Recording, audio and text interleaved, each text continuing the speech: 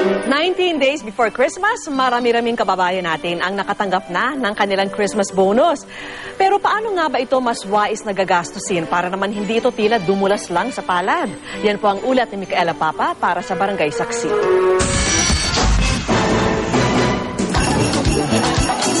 Sa dami ng mga kailangang bilhan ng regalo at paggagastos ang handaan, ang bonus ng maraming empleyado parang dumadaan lang sa palad tuwing Pasko.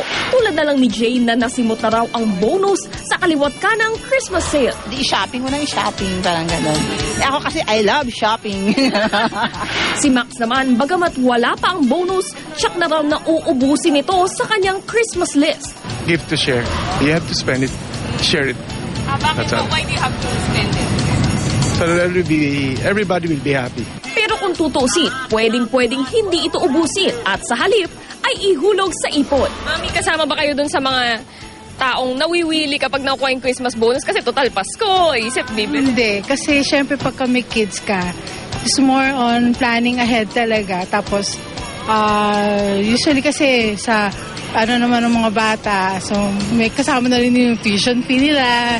So may plano talaga. Hindi kami nag-spend too much sa kids. Dahil ang bonus ay dagdag naman sa karaniwang kita, tip ng aming nakapanayam na eksperto, itabi kahit man lang 30% ng bonus bago pa gumastos ngayong Pasko. Ang mga balak bilhin gamit ang natitirang halaga, pag-isipang mabuti kung talagang kailangan. Ang mga reregaluhan naman, ilista at limitahan na ng budget.